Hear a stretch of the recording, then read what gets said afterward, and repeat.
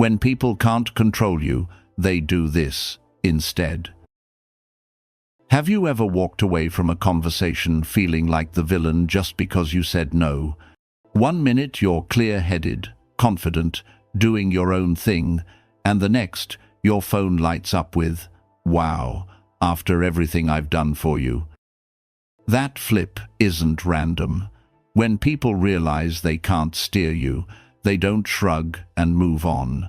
They swap the steering wheel for a set of tools designed to yank you back.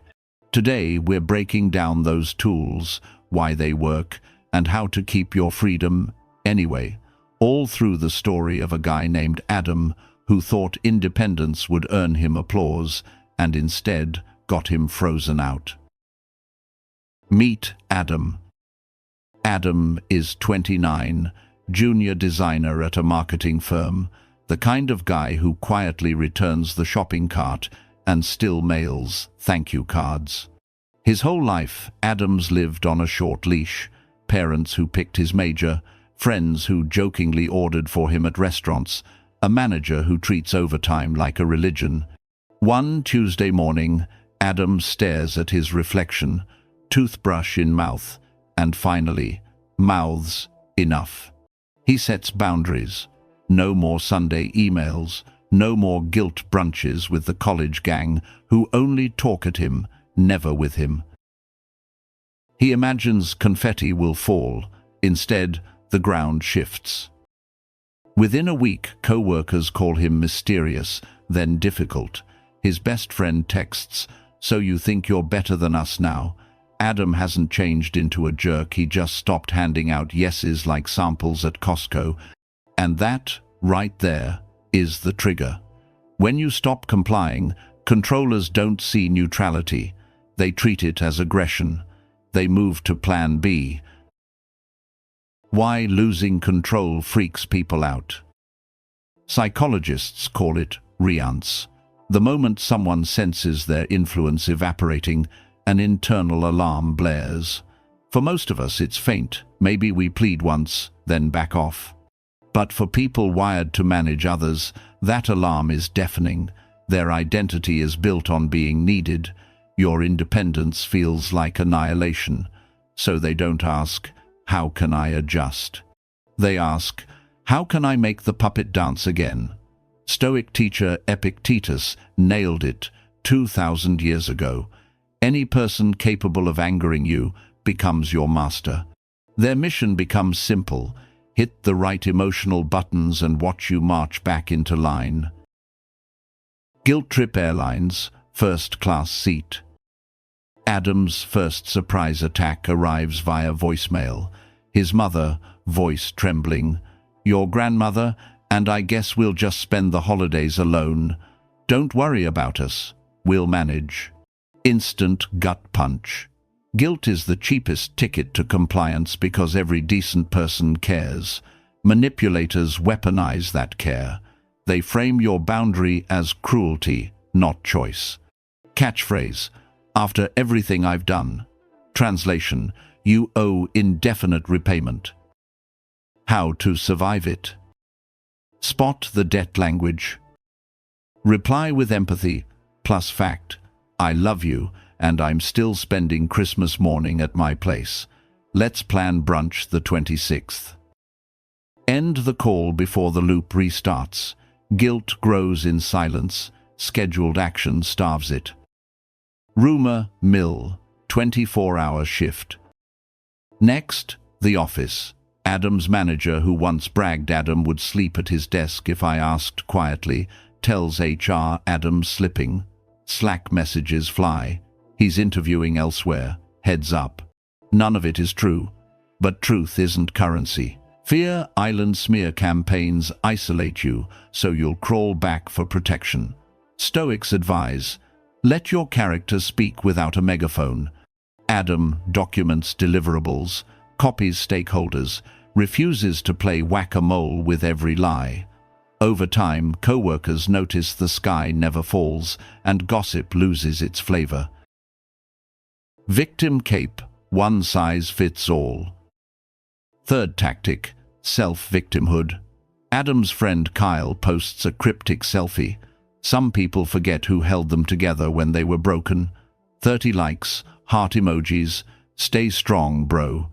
Adam hasn't wounded Kyle, he's just unavailable for Tuesday bar crawl. But by flipping the script, Kyle harvests sympathy and paints Adam as heartless. The playbook: provoke a reaction, screenshot it, feed the crowd. Counter move: don't audition for the villain role. A calm private text: Kyle, I'm sorry you feel hurt. I value you and need time for projects this month.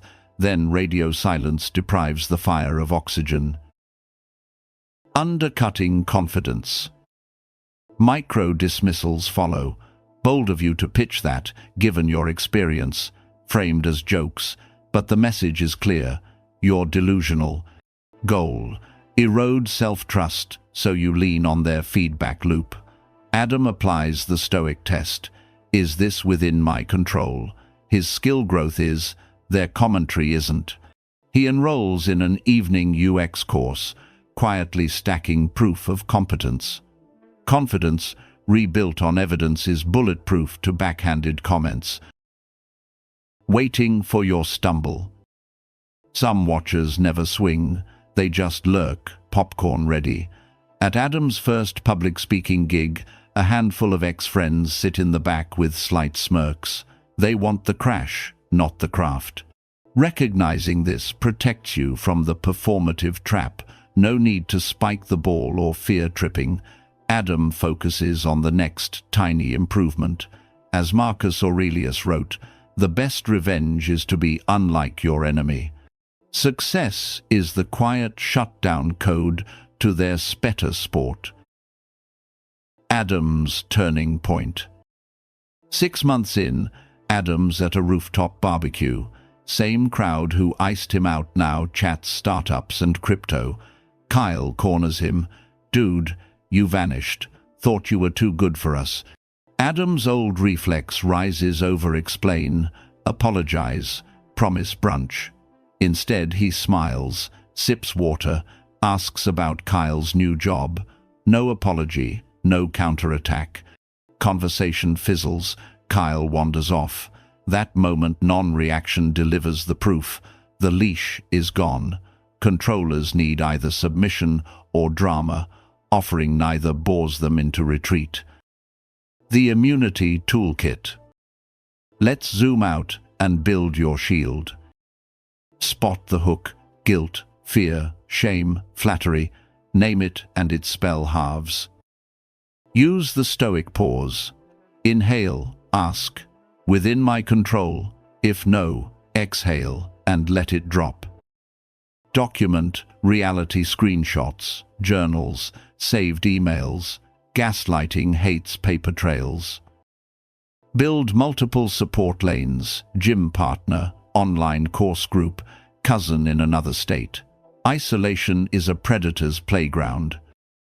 Live in small virtues: show up on time, speak clearly, pay debts. Consistent character outruns any rumor. Practice mini: nose daily, send the soup back if it's cold. Decline meeting invites with no agenda. Boundary reps keep the muscle ready for bigger lifts. If you're getting value here, consider hitting subscribe. I drop weekly videos on psychology, Stoic street smarts, and how to stay sane in a world wired for overreaction. More subscribers mean more reach, and that helps people stuck in guilt traps find better options. Takes 2 seconds, costs 0, just tap and join the crew. Your next hurdle. Maybe you're thinking, great, but my mom's guilt is next level, or my entire small town runs on gossip. Fair. The tactics scale, but principles hold. The goal isn't perfect armor, it's fewer holes each month. Ask after every encounter, did I reinforce my freedom or reinforce their story? Iterate like a scientist, forgive yourself like a best friend. Conclusion: send off. Adam's now lead designer at a remote-first company. volunteers Saturdays, and plot twist his mom apologized last Christmas. Not because he out-argued her, but because consistent boundaries taught her the old playbook no longer stocks shelves. Freedom isn't a single jailbreak, it's daily refusal to climb back into the cell. So, next time the guilt fog rolls in, the slack whispers rise, or the victim cape flaps your direction, remember, manipulators aren't fighting you, they're fighting their own anxiety. Your job isn't to calm them, it's to stay calm yourself. If this video helped, drop a comment what tactic shows up most in your life, and how are you handling it. Your story might be the lifeline someone else needs.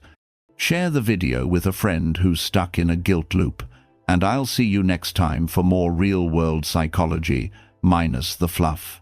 Stay free, stay kind, stay unmovable.